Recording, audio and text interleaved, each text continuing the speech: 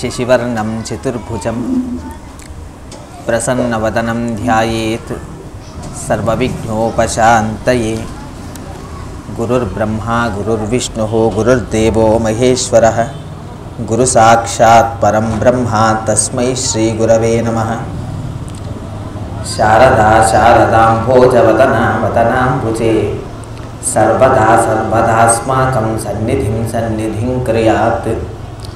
విమలపటి కమలకుటి పుస్తక రుద్రాక్షసస్తహస్తపుటి కామాక్షి భక్ష్మలాక్షి కడిత విపంచి విభాసి వైరించి అరుణాం కరుణాతరంకితాక్షీం ధృతపాశాంకుశపుష్పబాణచాపాం అనిమాతిభిరావృతాం మయూకైః అహమిచ్చేవ విభావయే భవాని.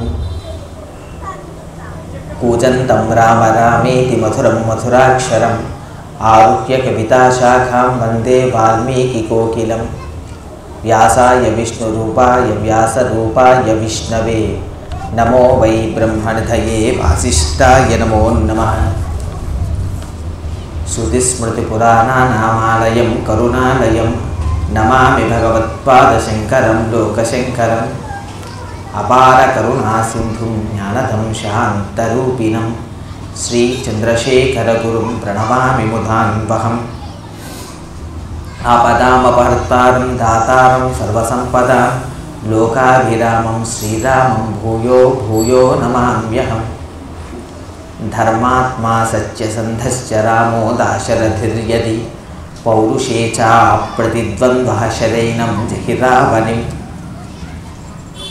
వసుదేవసుతం దేవం కంసచానూరమర్దనం దేవకీ పరమానందం కృష్ణం వందే జగద్గురుం.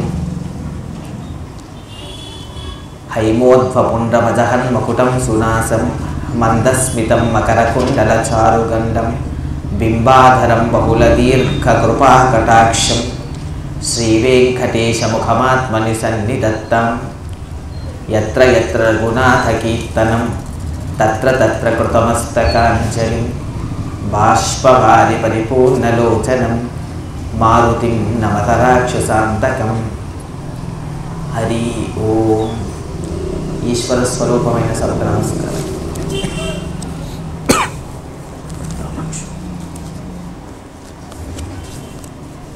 నిన్నటి రోజున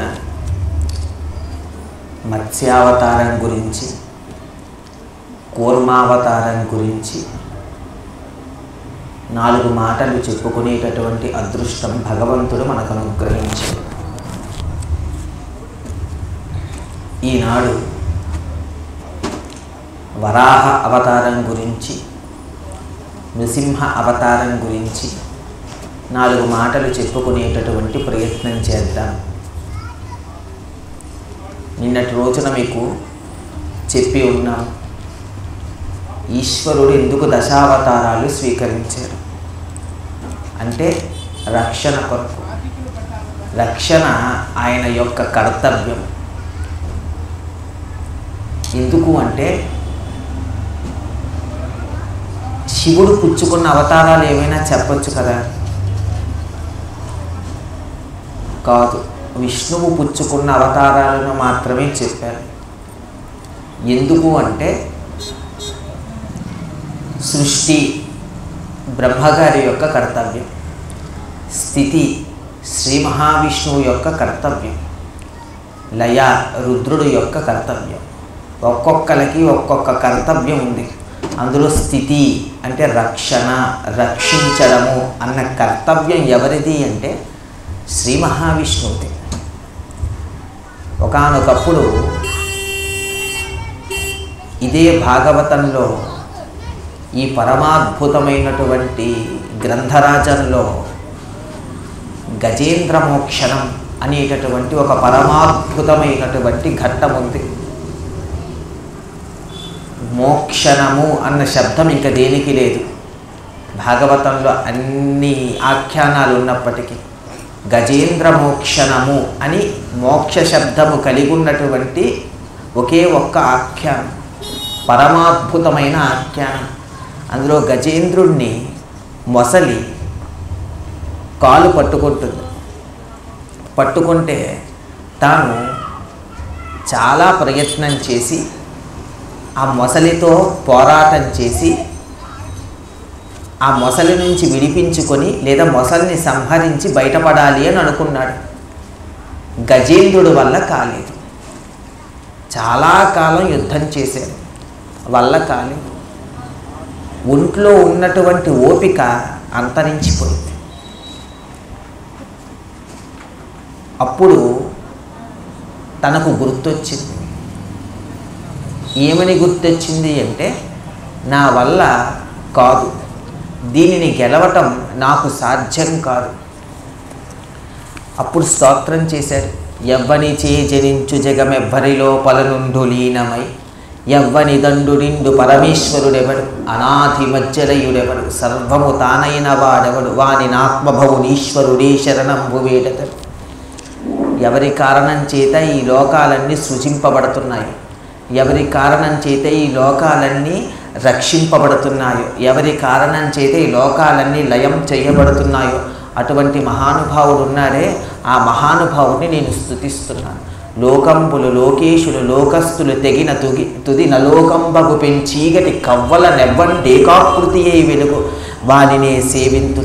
ఈ లోకాలు, ఈ లోకేశ్వరులు, ఈ లోకస్తులు అన్ని ప్రళయంలో కొట్టుకుపోయినా, ఏమీ లేకపోయినా వీటన్నిటికీ ఆవల ఎవరు ఒక్కడుగా ఏకంగా ఇలా వెలుగుతున్నటువంటి వెలుగుల ముద్దయి వెలుగుతున్నాడో ఆయనను నేను కీర్తిస్తున్నాను, ఆయనను నేను సేవిస్తున్నాను. ఎవరైనా స్త్రీ పురుష నపుంసక మూర్తియును కాక తిరియ అవర నరాదిమూర్తియును కాక కర్మ గుణభేద సదసత్ ప్రకాశి కాక వెనుకనన్యుతానగు విభుతలదు. ఆయన స్త్రీ కాదు, పురుషుడు కాదు, నపుంసకుడు కాదు, తిరియక్ కాదు, అమరుడు కాదు, నరుడు కాదు, ఎవ్వరూ కాదు. ఎవ్వరూ కానటువంటి వాడు అన్నిట్లో ఉండి లీలగా తిరుగుతున్నాడే, అతన్ని నేను సేవిస్తున్నాను. ఎక్కడా స్తోత్రం చేస్తున్నప్పుడు గజేంద్రుడు నేను శ్రీ మహావిష్ణువుని స్తోత్రం చేస్తున్నాను, శ్రీ మహావిష్ణువు నన్ను రక్షించడానికి కదిలి రావాలి అని ఎక్కడా కూడా పేరు చెప్పలేదు. అయితే పరుగున పరిగెట్టిన వాడెవడు అంటే రక్షించుకోవడానికి శ్రీ మహావిష్ణువు. ఇంద్రుడు పరిగెట్టొచ్చు కదా, లేకపోతే ఇంకొకడు పరిగెట్టొచ్చు కదా, పరిగెట్టలేదు. ఎవరిని పిలుస్తున్నారా అని దేవతలందరూ కూడా ఎదురు చూశారు. కానీ పరిగెట్టింది ఎవరు అంటే తనను తాను మర్చిపోయి శ్రీ మహావిష్ణువు పరిగెట్టాడు. ఎందుకు పరిగెట్టాడో తెలుసా? రక్షణ అన్న కర్తవ్యము తనది కాబట్టి, స్థితి అన్న కర్తవ్యము తనది కాబట్టి, ఆ రక్షణ తన మీద ఉన్నది కాబట్టి సాక్షాత్తుగా శ్రీ మహావిష్ణువు పరిగెట్టాడు. ఎందుకు మనం శ్రీ మహావిష్ణువు యొక్క అవతారములను స్మరించుకుంటున్నాము అంటే దశావతారాలలో రక్షణ అన్న కర్తవ్యం ఆయనది. అందుకు మత్స్యావతారమైన ఆయన స్వీకరించింది చెప్పుకున్నాం, కూర్మావతారమైన ఆయన స్వీకరించింది చెప్పుకున్నాం. ఈనాడు యజ్ఞవరాహస్వామి అవతారం కూడా ఆయన స్వీకరించింది చెప్పుకుంటున్నాం. ఎందుకు అంటే రక్షణ అంటే ఆయనది కాబట్టి. వెనుకటికి ఒక్కొక్క మారు మన యొక్క స్థానబలం కారణం చేత మనిషికి అహంకారం వస్తుంటుంది. కొంతమందికి పెద్ద ఇంట్లో పని చేస్తే అహంకారం, పెద్ద పెద్ద అధికారుల దగ్గర అధికారులు ఎంతలా ఉంటారో వాళ్ళ దగ్గర ఉన్నటువంటి వాళ్ళు కూడా ఇంచుమించు అలానే ఉంటుంటారు. ఒక్కొక్కసారి అధికారి ప్రశాంతంగా ఉన్నా అధికారి దగ్గర పనిచేస్తున్నటువంటి వాడు మాత్రం పటాటో పాలకపోతూ ఉంటాడు. యథార్థం. మీరు ప్రస్తుత కాలంలో జరుగుతున్నటువంటి సందర్భం ఏదైతే ఉందో మీరు వెనుకకు వెళితే భాగవతంలో కనబడుతుంది. అది ఆశ్చర్యం. అందుకే మీరు భాగవతం ఎప్పుడో జరిగింది, నాకు దానితో సంబంధం లేదు అని అనడానికి ఏం లేదు. ఇప్పటికీ పనికొస్తుంది, ఈ కాలానికి పనికొస్తుంది, ఏ కాలానికైనా పనికొస్తుంది. అది భాగవతం. అది భాగవతంలో ఉన్న గొప్పతనం. ఒకానొకప్పుడు లక్ష్మీదేవి శ్రీమన్నారాయణుడు ఇద్దరు పరమ సంతోషంతో మాట్లాడుకున్నారు. వాళ్ళిద్దరూ ఎవరు? భార్యాభర్తలు. వారిద్దరూ కూడా ఏదో ప్రళయ కలహం అంటారు చూసారా, అంటే చిన్న మూతి విరుపుడు, అంటే అలాగ దాంపత్యం వెళ్ళిపోతే అంత పండదు. చిన్న చిన్న మధ్యలో అలకలు ఉండాలి, చిన్న చిన్న గొడవలు ఉండాలి. ఎంత గొడవలు ఉండాలి అంటే వీధిలో మనుషులందరూ వచ్చి చూసే అంత గొడవలు కాదు, పెద్దవాళ్ళను పెట్టుకుని పరిష్కరించుకునే అంతటి గొడవలు కాదు, కోర్టు మెట్లు ఎక్కే అంతటి గొడవలు కాదు. ఎంత గొడవలు ఉండాలి అంటే ఎడమొహం పెడమొహం ఒక 10 నిమిషాలు ఇంతే ఉండాలి. ఇంతకన్నా ఎక్కువ ఉంటే బాగుంటుంది. ఇది లోకానికి మాత్రమే కాదు, ఈ లోకానికి అతీతంగా ఉన్న పార్వతీ పరమేశ్వరులకైనా లక్ష్మీనారాయణులకైనా చెల్లుతుంది. కాబట్టి ఒకానొకప్పుడు శ్రీమన్నారాయణుడు లక్ష్మీదేవి ఇద్దరూ కూడా ఏదో చిన్న మాట వచ్చి సంతోషించి అడిగారు. ఆవిడ బయటకు వస్తుంది వైకుంఠం నుండి. మళ్ళీ లోపలికి వెళ్దామనుకోండి. జయ విజయులు అనబడేటటువంటి వాళ్ళు ఇరువురు ద్వారపాలకులు. ఆ ద్వారపాలకులైనటువంటి జయ విజయులు అమ్మవారిని లోపలికి వెళ్లకుండా అడ్డగించారు. వైకుంఠం నాది, నా వైకుంఠానికి నన్ను వెళ్ళడానికి అంటే నేను వెళ్ళడానికి మీ అడ్డగింపు ఏమిట్రా అంటే వాళ్ళిద్దరు అన్నారు, లోపలుంటే మీదే, లోపలుండి బయటకు వచ్చేసావు కాబట్టి ఇప్పుడు మీది కాదు. లోపల శ్రీ మహావిష్ణువు విశ్రాంతి తీసుకుంటున్నారు. ఇప్పుడు మీరు వెడితే ఆయన విశ్రాంతి పోతుంది. మీ ఇద్దరికి పడదు కదా, మిమ్మల్ని ఇప్పుడు మేము అనుమతించాలి. ఊరి మీ అసాధ్యం కూడా నా ఇంటికి నన్ను వచ్చి అనుమతించక ఏదో ప్రవచనానికని చెప్పి ఏదో విడితికని ఒక ఇంటికి వెళ్ళామనుకోండి, వెళ్ళిన తర్వాత ఇది మా ఇల్లు మీరు బయటికి పొండి అన్నారు అనుకోండి, ఎలా ఉంటుంది? ఇదేమిట్రా ఏదో ప్రవచనానికి వచ్చాడో 2 రోజులు ఉండి పోతాడు అనుకుంటే ఇంట్లో అడుగు పెట్టిన తర్వాత ఇల్లు వాడదంటాడు, నన్ను పొమ్మంటాడని నన్ను పొమ్మంటాడు. కాబట్టి లక్ష్మీదేవి కోపగించుకుంది. ఒరే మీకు దేని కారణం చేతి అహంకారం వచ్చింది? వైకుంఠంలో ఉంటున్నాము, శ్రీ మహావిష్ణువు యొక్క ద్వారపాలకులము, మిమ్మల్ని ఈ లక్ష్మి అనుగ్రహించింది కాబట్టి మీరు ఇక్కడ ఉన్నారు. మీరు నన్నే లోపలికి రావద్దంటారా? అందుకు నేను మిమ్మల్ని శపిస్తున్నాను, మీరు భూమి మీదకి వెళ్ళిపోవుగాక అని శపించింది. మరి నెరవేరాలి కదా ఈ మాట. కొంతకాలం జరిగింది. సనక సనందనాది మహర్షులు వచ్చారు, చిన్నపిల్లవాళ్ళు. వాళ్ళు లోపలికి వెళ్ళడానికి వచ్చి వెళ్ళిపోతున్నారు. జయ విజయులు చిన్న పిల్లలను చూసి అడ్డగించి లోపలికి వెళ్ళకుండా ఆపేశారు. వారన్నారు, మేము శ్రీహరిని సదా ధ్యానిస్తుంటాం, సదా స్మరిస్తుంటాం, ఆయన దర్శనము ఎప్పుడైనా మాకు లభ్యమవుతుంది, ఆయనని మేము ప్రత్యక్షంగా చూడగలం, మీ అనుమతి మాకు అవసరం లేదు, మమ్మల్ని విడిచిపెట్టండి, మేము లోపలికి వెళతాం. లేదు లేదు మేము అలా విడిచిపెట్టము, లోపల స్వామి ఏకాంతంలో ఉన్నారు, మిమ్మల్ని విడిచిపెట్టడం కుదరదు. వారికి కోపం వచ్చింది. కోపం వచ్చి రాక్షస యోనుల్లో పుట్టండి అని శపించారు. ఆ రాక్షస యోనుల్లో ఎప్పుడైతే పుట్టండి అని శపించారో లోపల నుంచి శ్రీ మహావిష్ణువు వచ్చారు. ఎందుకు శ్రీ మహావిష్ణువు అంతవరకు జోక్యం చేసుకోలేదు అంటే వెనుక లక్ష్మీదేవి ఇచ్చిన శాపం నెరవేరాలి, దానికి తోడైన ఇంకో శాపం రావాలి. వస్తే అప్పుడు భూమి మీదకి వెళతారు. ఎక్కడ పుట్టాలి? రాక్షస యోనుల్లో పుట్టాలి, రాక్షసుల ఇంట పుట్టాలి. అలా పుట్టాలి అంటే మహాత్ముల శాపము దానికి తోడైంది. లక్ష్మీదేవి అన్న మాట నిలబెట్టడానికి సనక సనందనాది మహర్షులు వచ్చి శాపవాక్కును విడిచిపెట్టారు. విడిచిపెట్టినంత మాత్రం చేత వాళ్ళు ఒక్కసారి గడగడలాడారు. శ్రీ మహావిష్ణువు బయటకు వచ్చి, నా దగ్గర ఇంతకాలం ఉన్నారు కదా అని వాళ్ళని సమర్థించలేదు. సమర్థించకుండా మీరు చేసింది తప్పు, అలా చెయ్యకూడదు అని జయ విజయుల్ని స్వామి వారించారు. అది ధర్మం అంటే. ఎప్పుడైనా మన అధికారి ఎలా ప్రవర్తించాలి అంటే ఎటువైపు తప్పు ఉందో అటువైపు చెప్పాలి, అంతే తప్ప నా వాళ్ళు కదా అని చెప్పి తప్పుని ఒప్పు చేసేసి వీళ్ళు చేసింది తప్పైనప్పటికీ ఇదే ఒప్పని వాదించకూడదు, అది తప్పు. ఆయన ఈ లోకానికంతటికీ అధికారి శ్రీ మహావిష్ణువు. తన భటులే, తన ద్వారపాలకులే తప్పు చేసినా వీళ్ళు చేసింది తప్పే అని చెబుతాడు. అది ఆయనకు ఉన్నటువంటి గొప్పతనం.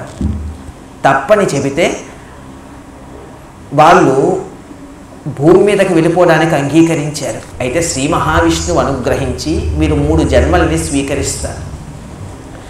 ఆ రాక్షస యోనుల్లో పుట్టినప్పుడు నేనే అవతార స్వీకారం చేసి మిమ్మల్ని సంహరిస్తాను. తత్కారణం చేత మీరు మరలా మీ శాపాన్ని నుండి వినిర్ముక్తులై మరలా శ్రీవైకుంఠానికి వచ్చి చేరుకుంటారని అనుగ్రహించారు. ఆ అనుగ్రహము లక్ష్మీదేవి సనకసనందనాది మహర్షుల యొక్క శాపము తత్కారణం చేత వాళ్ళు భూమి మీదకు వచ్చి జన్మించవలసినటువంటి అవసరం ఏర్పడింది. ఇటువంటి జన్మను పుచ్చుకున్నారు. ఒక జన్మలో వాళ్ళు హిరణ్యకశిపులు, ఇంకొక జన్మలో రావణ కుంభకర్ణులు, ఇంకొక జన్మలో వాళ్ళు శిశుపాల దంతవక్త్రులు. అలా 3 జన్మలు వాళ్ళు పుచ్చుకున్నారు. అందులో హిరణ్యకశిపులుగా పుట్టినప్పుడు హిరణ్యాక్షుడిగా పుట్టినప్పుడు వరాహావతారం వచ్చి సంహరించింది. హిరణ్యకశిపుడుగా పుట్టినప్పుడు నృసింహావతారం వచ్చి సంహరించింది. రావణుడుగా పుట్టినప్పుడు కుంభకర్ణుడుగా పుట్టినప్పుడు వాళ్ళిరువురిని జయ విజయుల్ని రామావతారం వచ్చి సంహరించింది. శిశుపాల దంతభక్తులుగా వచ్చినప్పుడు కృష్ణావతారంగా సంహరించారు. ఎందుకు సంహరించాడు అంటే వెనుక ఆయన ఇచ్చిన అభయం. తత్కారణం చేత పుట్టినటువంటి జయ విజయుల్ని రాక్షసయోనుల్లో పుట్టినప్పటికీ సంహరించి మళ్ళీ తన దగ్గర పెట్టుకున్నాడు. తప్పు చేస్తే విడిచిపెట్టేయడం కాదు, తప్పు చేస్తే తప్పుని సరిదిద్ది మరలా పక్కకు చేర్చుకోవడం ఏదైతే ఉందో అది ధర్మము. దానిని చూపించినటువంటి వాడు శ్రీమన్నారాయణుడు. కాబట్టి ఆయనకు సకల ధర్మములు తెలిసినటువంటి ధర్మమూర్తి. ధర్మము వేరు ఆయన వేరు కాదు, ధర్మమే ఆయనే ధర్మం. మరి వీళ్ళు పుట్టాలి కదా, వీళ్ళు పుట్టాలంటే తత్కారణమైనటువంటి ఆలోచన నడవాలి కదా. ఒకనొకప్పుడు కశ్యపుడు అనేటటువంటి మహానుభావుడు ఆయన ఒకనప్పుడు కూర్చున్నాడు. ఒక దగ్గర కూర్చుంటున్నారు. ఇంకా అసుర సంధ్య వేళ అవుతుంది. ఆయనకు 2 భార్యలు, ఒకరు దితి, 2 అతిథి. దితి అంటే రెండింటిని చూసేది, అతిథి అంటే రెండింటిని కాదు ఒకదాన్నే చూసేది. రెండుని ఎవరు చూస్తారు అంటే అజ్ఞానంతో ఉన్న వాళ్ళు రెండింటిని చూస్తారు. ఒకదాన్ని ఎవరు చూస్తారు అంటే జ్ఞానం ఉన్నవాళ్ళు అంతటా ఉన్నది ఈశ్వరుడే అని ఒకటి తెలుసుకొని ఒకదాన్ని చూస్తారు. ఈ దితి రాక్షసుల యొక్క తల్లి, అతిథి దేవతల యొక్క తల్లి. ఈ దితికి రాక్షసులు ఎలా పుట్టారు అంటే ఒకానొకప్పుడు కశ్యప ప్రజాపతి మహానుభావుడు కూర్చొని ఉండుంటే సాయంత్రం అసుర సంధ్య వేళ పరమేశ్వరుడు నందివాహనారూఢుడై సంచరించేటటువంటి సమయంలో ఆవిడకి ఎందుకో అసూయ పుట్టింది. నాతో ఉన్న వాళ్ళందరికీ కూడా సంతానం ఉంది, నేను సంతానవతిని కావాలి, నేను గర్భాన్ని ధరించాలి, కాబట్టి నాతో క్రీడించు అని కశ్యప ప్రజాపతిని ఆహ్వానించింది. ఆయన ధర్మమూర్తి మహానుభావుడు. ఆయన అన్నాడు ఇప్పుడు కాదు. ఎందుకో తెలుసా? అసుర సంధ్య. ఈ సమయంలో క్రీడిస్తే రాక్షసులు సంతానంగా వస్తారు, కాబట్టి ఇది మంచిది కాదు అంటే ఆవిడంది ఎవరొచ్చినా పర్వాలేదు, ఇప్పుడు మాత్రం క్రీడించాలని నిగ్రహించింది. ఆ నిగ్రహించినటువంటి కారణం చేత పుట్టినటువంటి వాడు ఎటువంటి వాడయ్యాడంటే హిరణ్యకశిపులు. ఇద్దరూ కూడా కవల పిల్లలు. హిరణ్యకశిపులు పుట్టారు. కడుపులో ఉంటుండగానే కశ్యప ప్రజాపతి తన యొక్క తపశ్శక్తి కారణం చేత గ్రహించాడు. పుడుతున్నటువంటి వాళ్ళు లోకకంటకులు, శ్రీహరి కారణం చేత మరణిస్తారు అని తాను తెలుసుకున్నాడు. ఆయన మనస్సులో ఎటువంటి వికారాన్ని పొందనటువంటి వాడు కాబట్టి ఆయన దీనికి స్పందించడు, ప్రశాంతంగా అలా ఉంటాడు. అది ఆయన యొక్క జీవన విధానము, అది ఆయన యొక్క తపశ్చర్య. అటువంటి మహానుభావుడు కశ్యప ప్రజాపతి. హిరణ్యకశిపులు పుట్టారు. హిరణ్యకశిపులు పుడితే ఒకానొకప్పుడు మీకు నిన్నటి రోజున సత్యవ్రతుడి గురించి చెప్పాను కదా, తర్వాత కాలంలో మనువు అవుతాడని అనుగ్రహించాడు కదా స్వామి. మత్స్యమూర్తి అయినటువంటి శ్రీమన్నారాయణుడు ఆయన శ్రాద్ధదేవుడిగా పుట్టాడు. పుట్టి ఈ భూమిని పరిపాలన చేద్దామనుకున్నాడు మొదటి మనువుగా. బ్రహ్మగారు వెతుక్కుంటున్నారు. ఏం వెతుక్కుంటున్నారో తెలుసా? భూమి ఎక్కడా అని. అంత ప్రళయంలో భూమి ఏమైపోయింది అంటే ఆ ప్రళయ జలాల్లో భూమి మునిగిపోయింది. భూమి మునిగిపోతే భూమి కనిపించట్లేదు. భూమి కనిపించకపోతే బ్రహ్మగారంతటి వాళ్ళు వెతుక్కుంటున్నారు. వెతుక్కుని ఎక్కడుందో అర్థం కాలేదు. అర్థం కాకపోతే ఒక్కసారి తన మనస్థితికి, తన దృష్టికి ఏమైనా అందకపోతే తాను ధ్యానించేది ఎవరిని అంటే శ్రీమన్నారాయణుడిని. వెంటనే ఆయన శ్రీమన్నారాయణుడి కోసం ధ్యానమగ్న స్థితిలో కూర్చొని ఉచ్ఛ్వాస నిశ్వాసాలను అదుపు చేస్తూ ధ్యానం చేస్తున్నారు. ఆ సమయంలో యద్ధి నంగుష్టమాత్ర దేహంబుతోడ జననమంది వ్యత్తల స్థాయియగుచు క్షణములోపల భూరిగజ ప్రమాణమయ్య నచ్చటి జనములకు అద్భుతముగా. అద్భుతంగా ఏం జరిగింది అంటే అంగుష్టమానమంత ప్రమాణంతో బ్రహ్మగారు ధ్యానమగ్న స్థితిలో కూర్చుంటే ఆయన యొక్క ముక్కుపుటముల నుండి బయటికి ఒక వరాహమూర్తి బయటికి వచ్చాడు. ఇంతే ఉన్నాడు. యజ్ఞవరాహ స్వరూపం. తపస్సుకి మెచ్చి వచ్చాడు. బ్రహ్మ వలన రాలేదు. బ్రహ్మ యొక్క ఇబ్బందిని తెలుసుకొని ఆ ఇబ్బందిని నివారించడానికి వచ్చినటువంటి స్వరూపం. బయటికి వస్తే వచ్చినటువంటి వాడు అందరూ ఆశ్చర్యంగా చూస్తే ఆ యజ్ఞవరాహమూర్తిని ఒక్కసారిగా యజ్ఞవరాహమూర్తి చిన్న బొటనవేలున్నంత వాడు అంత పెద్ద ఏనుగంత అయిపోయాడు. ఏమా ఆశ్చర్య రూపం, ఏమా ముఖ సౌందర్యం, ఏమా వర్చస్సు, ఏమా పట్టుపుట్టం, ఏమా శంఖచక్ర గదాపద్మాలు, ఏమి ఆ తేజస్సు. పొంగిపోతున్నారు అందరూ చూసి పొంగిపోతూ ఆనంద పారవశ్యం చెందుతుంటే ఒక్కసారి వరాహమూర్తిగా ఆవిర్భవించినటువంటి ఆ స్వామి ఉన్నారే శ్రీమన్నారాయణుడు దేనికోసం వచ్చారు? భూమిని ఉద్ధరించడం కొరకు వచ్చారు. ఇక్కడే ఒక విషయాన్ని ఆలోచించారు. ఏమని అంటే ఎవరొచ్చారు? యజ్ఞవరాహమూర్తి. దేనిని ఉద్ధరించడానికి వచ్చారు? భూమిని ఉద్ధరించడానికి వచ్చారు. భూమి ఉద్ధరింపబడాలి అంటే ఏం కావాలి? యజ్ఞము. యజ్ఞాలు ఎక్కడ జరుగుతాయో, యాగాలు ఎక్కడ జరుగుతాయో అక్కడ భూమి ఉద్ధరింపబడుతుంది. యజ్ఞములు ఎక్కడ లుప్తమైపోతుంటుందో, యజ్ఞముల పట్ల శ్రద్ధ ఎక్కడ లుప్తమైపోతుంటుందో అక్కడ భూమి ఇబ్బంది పడుతుంటుంది. ఆ భూమి ప్రళయ జలాలలో నీటి ఆ సముద్రంలో లోపలుంది. దాన్ని చూసినటువంటి ఒక రాక్షసుడు, ఆయన పేరు హిరణ్యాక్షుడు. పేరే ఉంది హిరణ్యాక్షుడు. బంగారము కదూ. ఆ బంగారము మీద ప్రీతి కలిగిన వాడు. భూమిలోని సమస్త రాసులు ఉంటాయి, బంగారం ఉంటాయి, వెండి ఉంటుంది, ధాన్యపు రాసులు అందులో నుంచే వస్తాయి. ఏమి పుట్టాలన్నా అందులో నుంచే పుడతాయి. సమస్త సంపదకు నిలయం ఏది అంటే భూమే సమస్త సంపదకు నిలయం. ఈనాడు తిని పడుకుంటున్నాము అంటే ఆ భూమి కారణం చేతనే. ఒక విత్తనం భూమి మీద వేస్తే అందులో నుంచి ఒక మొక్క బయటకు వస్తుంది అంటే అది భూమికి ఉన్నటువంటి శక్తి. కాబట్టి భూమి అంత శక్తివంతురాలు. ఈ భూమి కానీ అందరికీ లభిస్తే అందరూ సంతోషిస్తారు కదా. ఇది నాకు మాత్రమే లభించాలి, ఇది నాకు మాత్రమే దక్కాలి అని అనుకున్నటువంటి హిరణ్యాక్షుడు అనబడేటటువంటి రాక్షసుడు జయ విజయుల్లో ఒకడైనటువంటి వాడు ఏం చేశాడు అంటే భూమి ప్రళయ జలాల్లో ఉన్నది అని గ్రహించి అది ఇంకెవ్వరికీ దక్కకుండా అది నాకు మాత్రమే దక్కాలి అనేటటువంటి ఆలోచనతో ఆ ప్రళయ జలాల్లో ఉన్నటువంటి భూమిని తన అనుచరుల్ని రక్షణగా పెట్టి ఆ భూమిని సంరక్షిస్తూ ఆ భూమి నాది నాది అని చెప్పుకుంటూ ఒక ప్రాంతంలో భద్రంగా ఉంచాడు. బ్రహ్మగారి దృష్టికి అది తోచలేదు. అంత మాయలు నేర్చినటువంటి రాక్షసుడు వాడు.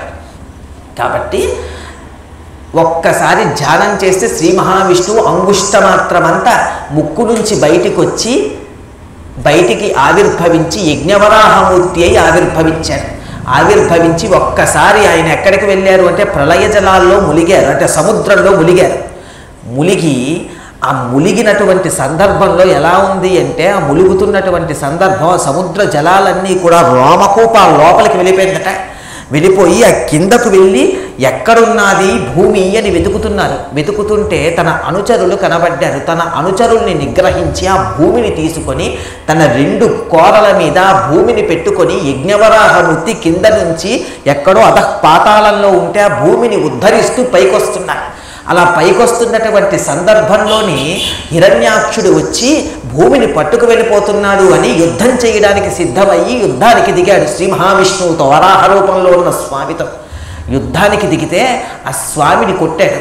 అయినప్పటికీ ఆ స్వామి చూసి ఒరే వీడు నాతో యుద్ధం చెయ్యాలనుకుంటున్నాడు, జయ విజయుల్లో ఒకడు, కాబట్టి వీడిని నేను చంపుతానని మాట ఇచ్చాను కదా అని ఒక్కసారి స్మరించి చెంప పెట్టు అంటారు చూసారు, చెంప మీద కొట్టడం అని, అలా ఒక్కసారి ఆయన చెయ్యి పట్టుకొని ఆయన దవడ మీద ఒక్కసారి కొట్టాడు.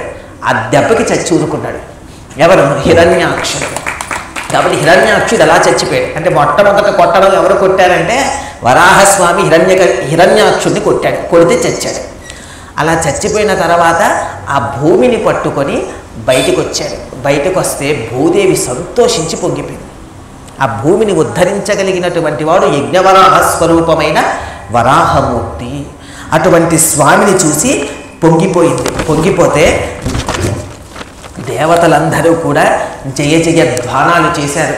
జయ జయ ధ్వానాలు చేసి పొంగిపోయి ఆ బయటికి వచ్చినటువంటి యజ్ఞవరాహ మూర్తిని దేవతలు స్తుతించారు. తక్కున నఖిల వేదములు రోమంబుల యందును బర్హిస్సు లక్షులందు నాజ్యంబు పాదంబుల యందు చాతుర్హోత్ర కలితంబులకు యజ్ఞకర్మములను శృక్కు తుండంబున శృవము నాసికను నిడాపాత్ర ముదరకోటరమునందు శ్రవణాస్య బిలముల జమసపాశ్రితములు గలమున నిష్టిత్రికంబు జిహ్వ దగు బ్రవర్గ్యము నగ్నిహోత్రమును నీదు చర్వణంబును సభ్యావసద్యులుత్తమాంగ మసవులు చయనము లఘుగిటీష యనుచు నుతించిరి రత్తరి యజ్ఞ విభుని. ఆ యజ్ఞ విభుని అక్కడ దేవతలు అందరూ కూడా స్తోత్రం చేశారు.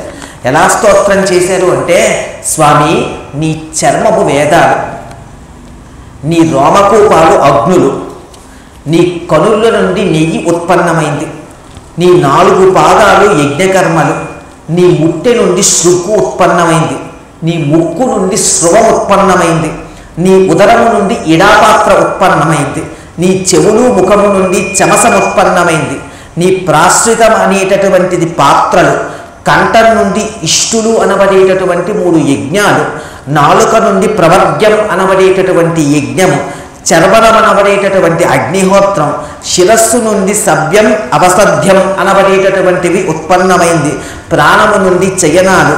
నువ్వు సాక్షాత్తుగా యజ్ఞాదినాథుడవు, యజ్ఞవరాహమూర్తివి, యజ్ఞస్వరూపుడవు, అదే యజ్ఞోవై విష్ణు.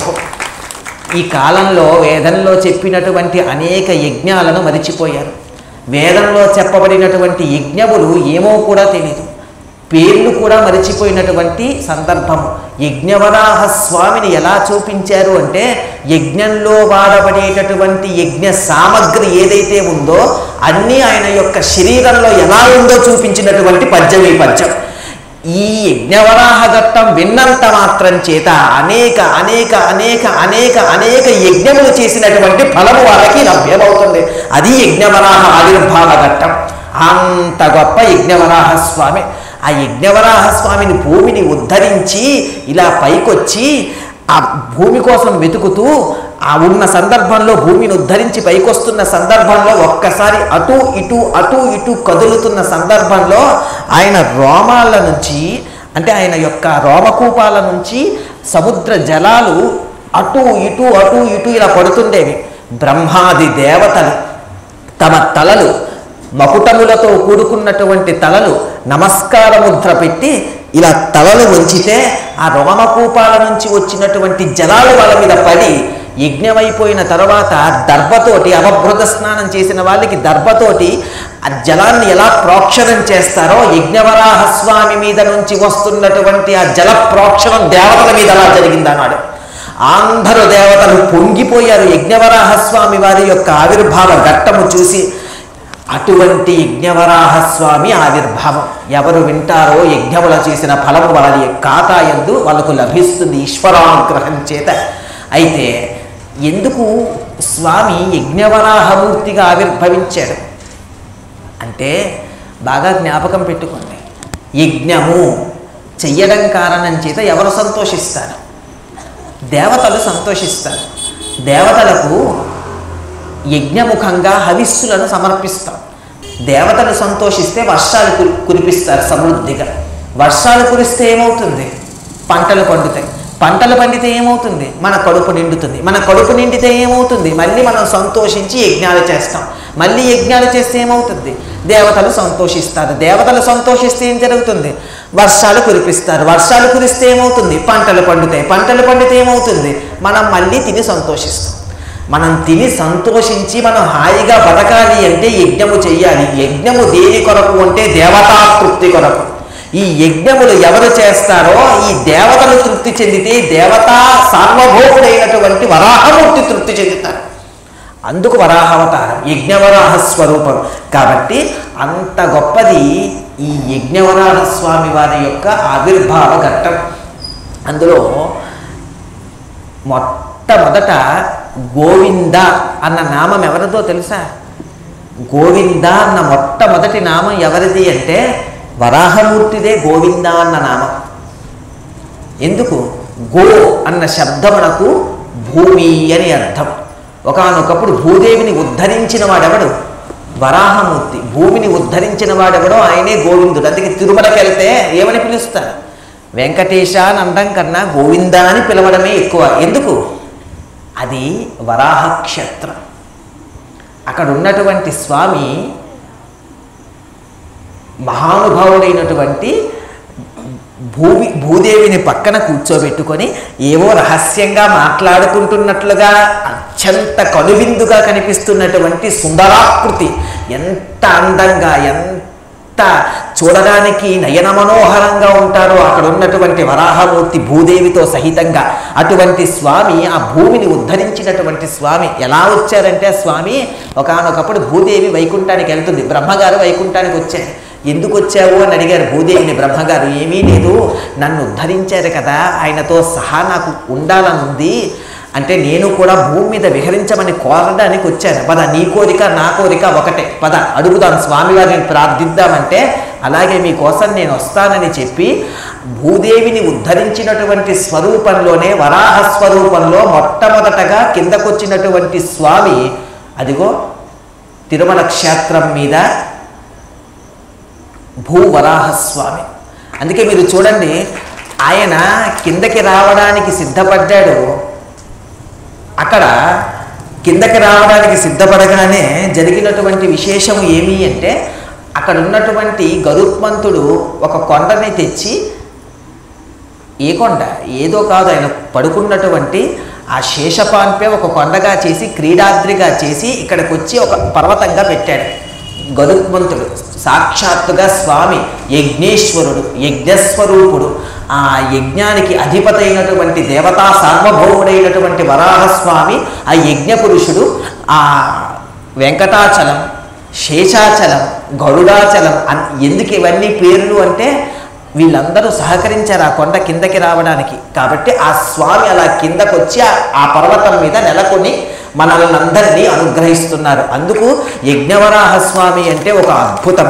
అటువంటి యజ్ఞవరాహస్వామి సాక్షాత్తుగా విష్ణు స్వరూపమే. ఆ విష్ణు స్వరూపమైనటువంటి స్వామి భూదేవిని ఉద్ధరించారు. మనందరం కూడా ధనుర్మాసంలో గోదాదేవిని ఆరాధించేటటువంటి ప్రక్రియ ఒకటి ఉన్నది. ఆ గోదాదేవి ఎవరు? సాక్షాత్తుగా భూదేవి యొక్క అంశాస్వరూపము. ఆ అంశాస్వరూపమైనటువంటి ఆ భూదేవి ఒకానొకప్పుడు ఈ వరాహస్వామిగా స్వామి వచ్చి భూమిని ఉద్ధరిస్తూ ఉండేటప్పుడు ఆ ప్రళయ జలాల నుండి ఆ ముఖ సౌందర్యాన్ని భూదేవి చూసిందట. వరాహమూర్తి యొక్క ముఖ సౌందర్యాన్ని చూసి పొంగిపోయి, ఎంత గొప్ప ముఖ సౌందర్యం, ఈ ముఖ సౌందర్యాన్ని కీర్తించుకునేటటువంటి భాగ్యము నాకు పడితే బాగుండు అని అనిపించిందట. అలా అనిపిస్తే వచ్చినటువంటి అవతారం అమ్మవారిది గోదాదేవిగా వస్తే అయ్యవారు వరాహమూర్తిగా వచ్చి చేసినటువంటి ఆ పరమాద్భుతమైనటువంటి వ్రతమే ధనుర్మాస వ్రతం, శ్రీవ్రతం అని మనందరం కూడా కీర్తిస్తున్నాము. కాబట్టి అంత గొప్ప వ్రతం. అయితే భూమి క్షేమంగా ఉండాలన్నా, ప్రకృతి క్షేమంగా ఉండాలన్నా, దేవతలు క్షేమంగా ఉండాలన్నా, మనుష్యులు క్షేమంగా ఉండాలన్నా, అందరూ క్షేమంగా ఉండాలంటే ఏం చెయ్యాలి? యజ్ఞం చెయ్యాలి. యజ్ఞానికి ఆ శక్తి ఉంది. యజ్ఞము అని మీరు అనగానే 4 పాత్రలు, అందులో వేసినటువంటి హవిస్సు, సుక్కు, స్రవము, లేకపోతే పుల్లలు, ఇవి మాత్రమే కాదు, దానికి అనుసంధానం చేయబడుతున్నటువంటి మంత్రము, ఇవన్నీ ప్రధానములు. అవన్నీ చేసి దాని యొక్క ఫలం ఎంత గొప్పదో, పూర్ణ ఫలితాన్ని మనం ఎలా పొందుతామో అవన్నీ సంపూర్ణంగా మనస్ఫూర్తిగా చేస్తే ఒక యజ్ఞము. యజ్ఞవరాహస్వామి వారి యొక్క ఈ ఘట్టాన్ని వింటే అన్ని యజ్ఞముల ఫలితము అంత సంతోషంగా మనం పొందగలుగుతాం. అంత గొప్పది యజ్ఞవరాహస్వామి వారి యొక్క ఘట్టం. అయితే ఇందులోని ఒక ప్రధానమైన విషయం ఏమి అంటే, మీరు చూడండి, యజ్ఞవరాహమూర్తి ఆయన ముఖము ఎలా ఉంటుంది అంటే, వరాహము అంటే మీకు తేలిగ్గా అర్థం అవ్వాలంటే పంది ముఖము. ఆ ముఖము పంది ఏం చేస్తుంది అంటే భూమిని తవ్వుతుంటుంది. యజ్ఞము చెయ్యాలంటే ఏం చెయ్యాలి? ఎవరైనా మొట్టమొదట భూమిని దున్నాలి, తవ్వాలి. అందుకే మీరు చూడండి, రామాయణంలో సీతమ్మ ఎలా దొరికింది.